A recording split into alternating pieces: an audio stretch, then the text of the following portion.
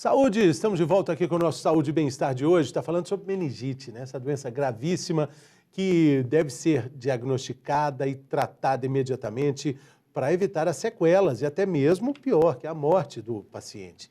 Nesse bloco agora a gente recebe o infectologista Dr. Rodrigo Farnetano, está de volta aqui conosco. Bem-vindo, doutor, tudo bem? Tudo bem, bom dia. Alegria. Muito obrigado, aqui, Fernando, pelo mais novamente. uma vez. Então, doutor, vamos falar um pouco aí do ponto de vista de um infectologista, né, sobre a medicina, que trata a medicina de uma forma muito especial. E a gente estava conversando antes, o senhor estava exaltando o nosso SUS, que tem a vacina contra a meningite na sua carteira de vacinação, né, na cesta de vacinação. Exatamente. Um dos pontos que tem que ser destacados do SUS é como que o nosso Plano Nacional de Imunização é completo. Então, nós temos as vacinas para meningite, quase todas elas, que são vacinas caras, disponibilizadas para toda a população pediátrica pelo SUS. Impressionante isso. Vacinas caras e que, infelizmente, estão com déficit de adesão, né? A gente sempre teve esse déficit, mas agora, infelizmente, aumentou isso por causa dessas informações distorcidas sobre vacina que veicularam, né, durante essa pandemia que a gente ainda atravessa. Infelizmente, eu não tenho os números precisos para te trazer aqui, mas nós sabemos que a adesão à vacina caiu. Então, fake news, as pessoas acreditando em fontes que não são as fontes confiáveis que você deve ouvir, seguir. Então, as pessoas seguindo essas fake news, essas fontes não confiáveis e reduzindo a adesão. Exatamente. De uma forma geral. Da vacina contra a meningite, que a gente precisa entender, assim, como é que... Vamos primeiro falar o que é a meningite, né? Meningite é um termo genérico. Meningite é uma inflamação das membranas que revestem o cérebro. E muitas vezes essa inflamação também pode atingir o cérebro, aí a gente chama de encefalite. Então pode ser uma meningoencefalite ou só uma meningite. Tem várias causas para meningite, inclusive causas não infecciosas. Essas membranas podem inflamar e não ser uma infecção. Mas as causas infecciosas podem ser por diversos agentes etiológicos. Vírus, meningite pode ser causada por vírus de herpes, vírus da catapora, entre outros vírus. Pode ser causada por bactérias, que é o nosso grande temor, é onde que entra a vacina, porque a meningite bacteriana é gravíssima, é uma das poucas situações em infectologia que é uma urgência infectológica, é a meningite bacteriana, mas também podem ser causadas por fungos, protozoários. Então é um processo inflamatório de causa não infecciosa e causas infecciosas por agentes etiológicos diversos. E esse contágio aí também pode ser diverso, já que existem muitas causas, o contágio também. Se eu falar uma meningite por fungo, não é transmissível. Uma meningite por protozoário não é transmissível. Meningite por vírus quase sempre não é transmissível. Mas a meningite bacteriana, e aí várias bactérias podem causar uma meningite. Mas o nosso grande, tem duas bactérias, que é a Neisseria meningitidis, que é o meningococo, e o hemófilo influenza, são duas bactérias que causam um quadro de meningite de rápida evolução, grave, são transmissíveis pelo ar, como é transmitido uma gripe, e que são preveníveis através de vacina. Como é que a vacina funciona? Porque a gente está falando de uma inflamação. Como é que é o processo da vacina na proteção contra a meningite? Tanto a vacina de hemófilo, que está contemplada no Plano Nacional de Imunização para as crianças, quanto a de meningococo, que é outra bactéria que também pode causar, são vacinas muito seguras, que já existem há muito tempo, amplamente utilizadas, com a experiência muito grande no mundo inteiro, e são vacinas que vão estimular o seu sistema de defesa a ter uma proteção específica contra essas duas bactérias que causam quadros graves de meningite preveníveis. Então, eu estou vacinado contra meningococo, por exemplo, Sim. ou meu filho, ele entra em contato com essa bactéria porque existem as pessoas que são portadoras da bactéria da meningite na garganta. Ela transmite ali através da fala, da tosse e do espirro. E aí esse indivíduo portador, ele não adoece muitas vezes, mas ele pode transmitir. Aí ele transmite para o meu filho, mas o meu filho está vacinado, ele já tem anticorpo específico contra essa bactéria. Então, a bactéria não vai para frente, não prolifera e não vai para o sistema nervoso central. E a gente está falando de crianças, mas também adultos. Podem também nesse processo todo, isso envolve os adultos? Sim, a gente quer vacinar na infância porque eu já começo a proteger ali. Mas se o adulto não for vacinado para meningite, ele deve vacinar também contra meningite.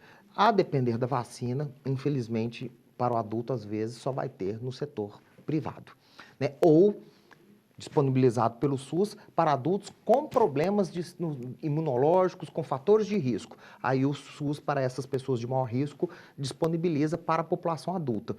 Mas o que é o foco de saúde pública? Vamos começar a prevenir para essa doença na infância. Por isso que ela é principalmente disponibilizada no cartão vacinal da infância. O cartão vacinal, que é muito importante manter essa carteira de vacinação em dia, né, doutor? Uhum. Agora, lugar sujo, mal ventilado, empoeirado, aglomeração, a gente fica com medo aí da gripe, né?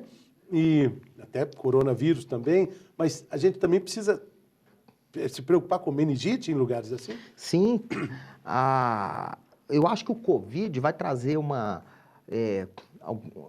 é um limão que a gente pode fazer uma limonada. Algumas mudanças de condutas, de posturas que vão ser salutares para a sociedade, de um modo geral. A prevenção de outras doenças. De outras doenças, porque a mesma questão, a mesma máscara que você usa para se proteger, para não se contaminar com o Covid ou contra o influenza, que é o vírus da gripe, também te protege contra uma contaminação de algumas bactérias da meningite.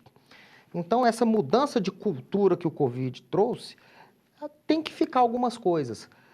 Por exemplo, às vezes você vai num local fechado com aglomeração de pessoas, você vai usar máscara para te proteger, não é só para Covid, é para meningite, é para influenza, dependendo da época do ano, dependendo dos boletins epidemiológicos, está circulando, estamos tendo um aumento de casos de meningite, que é mais comum acontecer nas épocas mais frias do ano, porque as pessoas se aglomeram mais, fecham mais as janelas.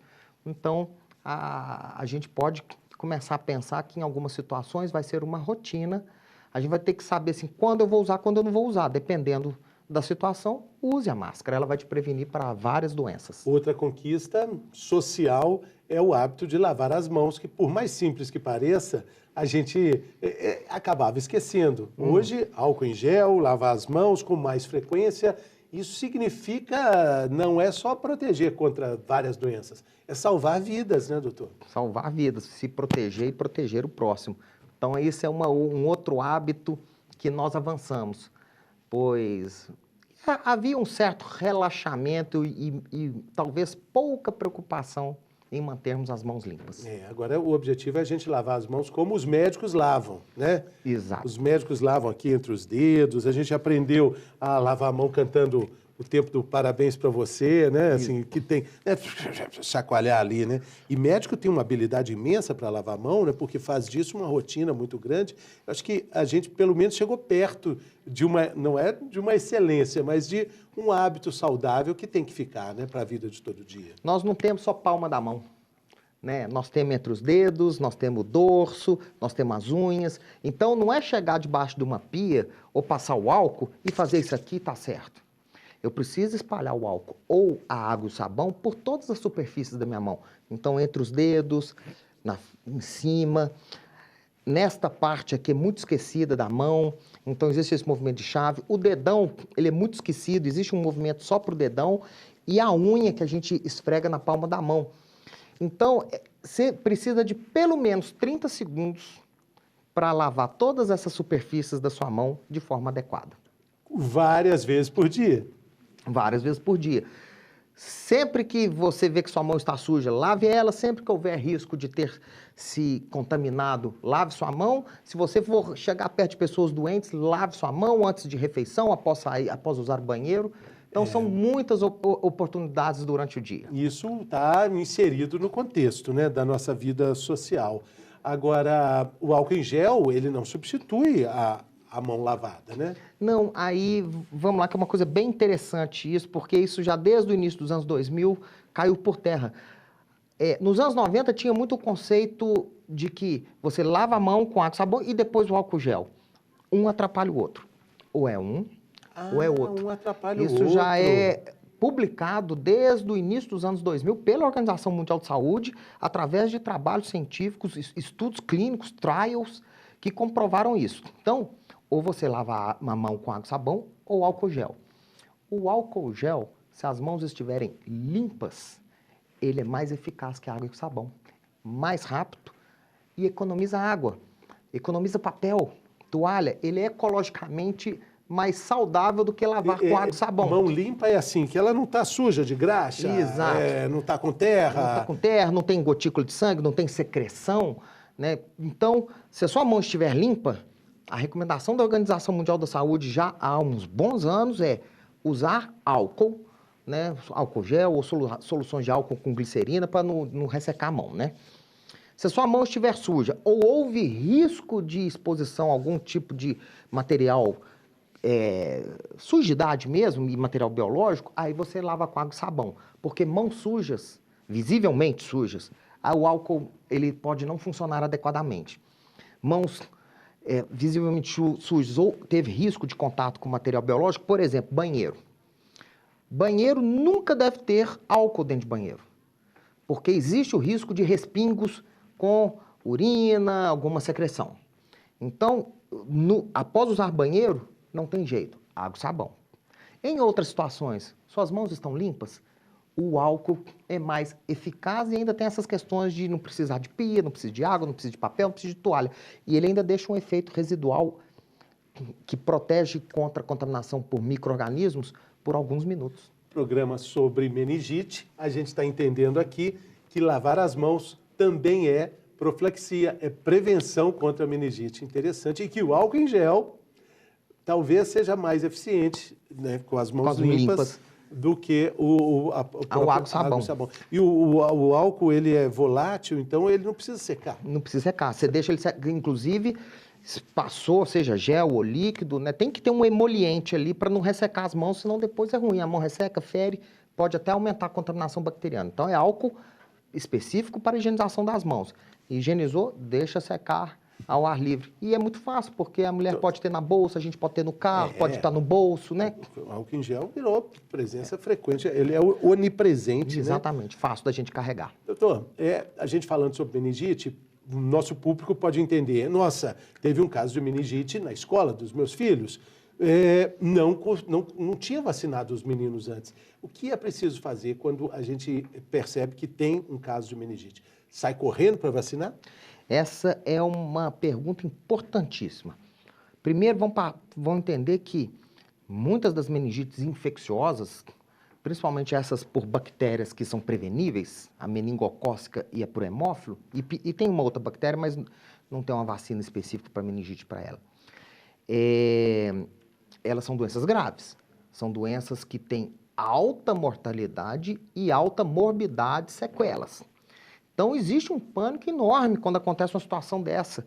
O menino de um outro ano, de outra sala, às vezes no período da tarde, o pessoal da manhã está desesperado porque teve um caso de meningite na escola. Fernando, mesma coisa em hospital. Entrou um paciente lá grave, foi para o CTI, depois ficou sabendo que era meningite. Todo mundo, até o porteiro, às vezes que abriu a cancela para o paciente entrar, fica desesperado. Todo mundo quer saber se vacina, se toma um antibiótico preventivo. O pânico é geral. Tem que se manter a calma. Mesmo sendo uma doença transmissível, você não faz o antibiótico preventivo para todo mundo. Então, isso é uma coisa muito importante. Existe protocolo, existe recomendação. A vigilância epidemiológica da prefeitura, da Secretaria de Saúde, que seja de Belo Horizonte ou de qualquer outra cidade, cuida e avalia quando é que eu tenho que fazer um bloqueio vacinal e uso de antibiótico preventivo. Não, ela é transmissível, mas não é tão fácil. Então, a primeira coisa... Não é Covid. Não é Covid. A taxa de transmissibilidade é muito menor do que Covid. Então, Quem é que está sob o risco de pegar uma meningite ali por uma bactéria? É aquele médico que examinou sem máscara, auscultou, ficou do lado da pessoa, às vezes a pessoa está até tossindo na cara dele, às vezes teve que ser entubado num CTI, o profissional que fez o procedimento tem um risco muito grande dele se contaminar ali. Agora, quem passou do lado, estava só com aquele paciente, não pega assim tão fácil. Então, se houver um caso de meningite, seja num ambiente de trabalho, numa escola, ou às vezes dentro de uma casa, não entrar em desespero.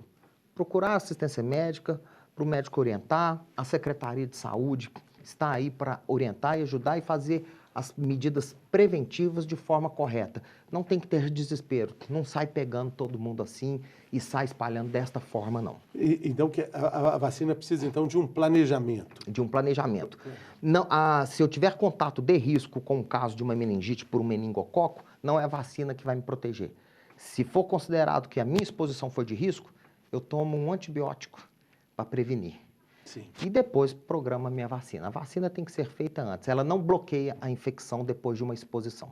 E ela precisa de reforço? Precisa. Na população pediátrica, a primeira dose é com 3 meses, são 2 doses, e depois tem reforço. Isso está lá no cartãozinho de vacina, indo no centro de saúde para vacinar seu filho. O profissional lá vai marcar as datas do reforço, tudo direitinho, e siga aquilo lá. No adulto também tem reforço, mas são menos doses de reforço do que na criança. É isso que eu ia perguntar, sobre os adultos, né? Porque a gente tem vacina para todos os tipos de meningite? Nós temos vacina que previne contra a meningite por hemófilo, que é a vacina para hemófilo, previne contra meningite e outras infecções por hemófilo, pneumonia e por aí. Temos a vacina para meningite por meningococo e nós temos para 4 subtipos de meningococo. O meningococo A, C, W e Y. E tem a vacina para o meningococo B, é uma vacina separada. Então eu tenho 3 vacinas. A única que não é contemplada pelo SUS, pelo nosso Plano Nacional de Imunização, é contra meningococo B. Essa é particular, mas aí eu pontuo uma questão. É o de menor incidência, é muito raro. Existe, mas é muito raro. A vacina contra o meningococo ACWY são bactérias mais frequentes e essa o SUS contempla. Sim. E a gente estava falando aí do cuidado, né, com a limpeza, com os ambientes pouco ventilados. A gente pode colocar os alimentos também nesse cuidado? Alimentos podem se contaminar? A gente pode pegar meningite com alimentos mal lavados ou não lavados? Não é uma via de transmissão da meningite, não.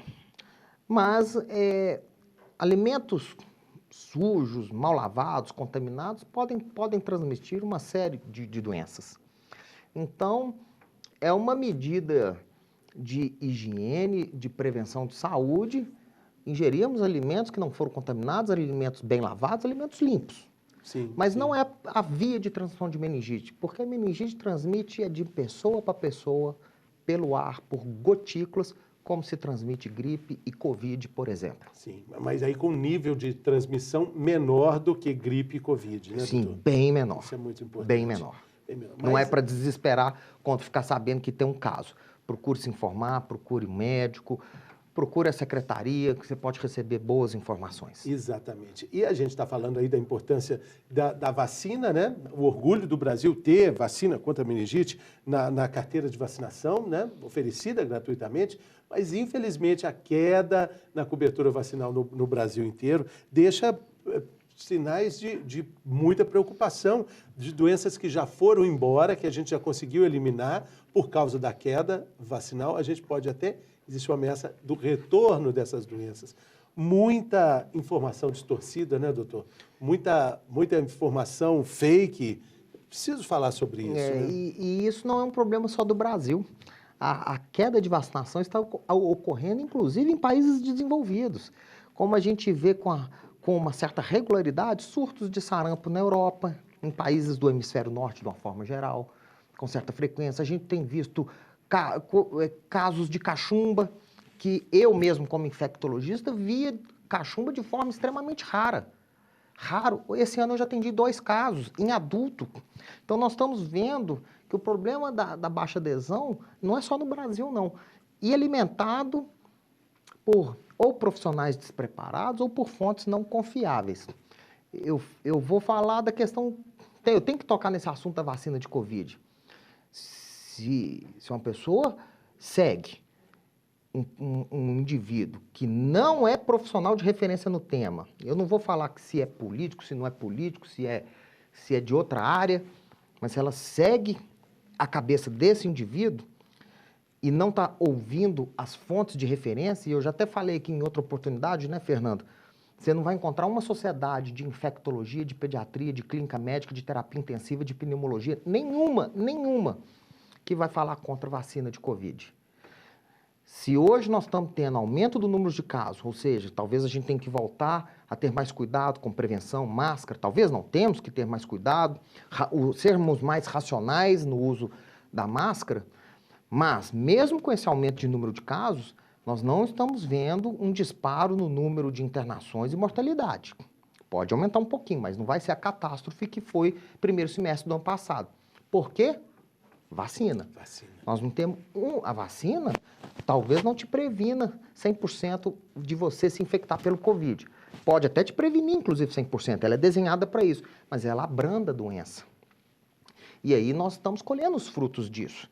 E se todas as entidades de referência no mundo, você não encontra uma que fala contra, você vai seguir quem não é a referência?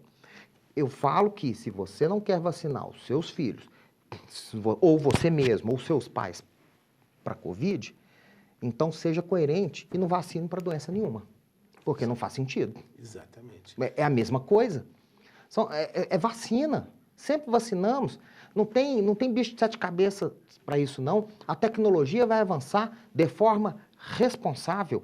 Novos métodos de vacina vão surgir porque isso é uma evolução constante. E será disponibilizado para a população do mundo vacinas que forem comprovadas que são seguras.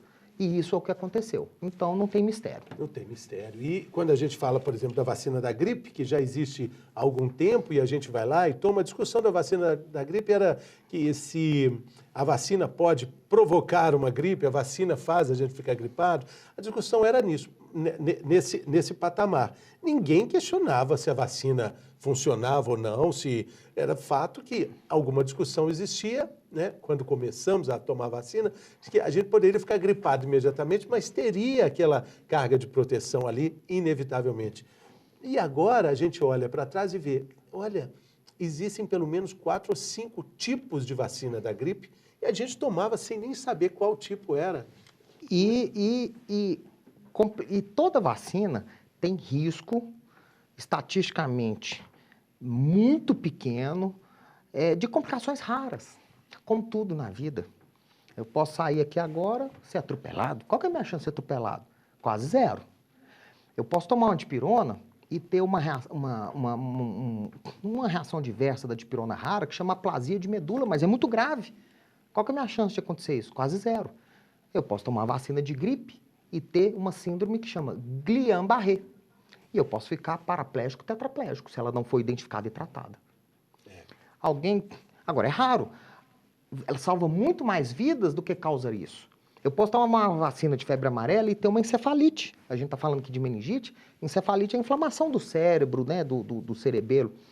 É um evento extremamente raro com a vacina de febre amarela. Tão raro que o benefício da febre amarela, o número de vidas que a vacina vai salvar, é muito maior do que o risco de eu ter um evento raro com essa vacina. Assim como é para vacina de Covid, de gripe e todas as outras. Mas não existe nenhuma vacina que não possa, de uma forma rara, te causar um problema. Exatamente. Nada, né? Nada na vida. O que é absolutamente... Elevador? Não dá. Escada? Também não. Nada é completamente garantido, né, doutor? Bom, queria muito agradecer a sua participação aqui, mais uma grande aula aí, dessa vez sobre a vacina contra a meningite, a importância da prevenção, o uso de máscara para prevenir contra a meningite, lavar as mãos para prevenir contra a meningite, ter cuidado com o frio, né? Frio assolando aí Belo Horizonte, outras regiões do Brasil, cuidado como a gente teria para evitar a gripe, resfriado também, né, doutor? Exatamente. Tá tudo junto, né? E eu queria agradecer mais uma vez a oportunidade para trazer informações que possam ajudar as pessoas a esclarecer suas dúvidas. Valeu, então. Muito obrigado, doutor. A gente fica por aqui e volta em breve.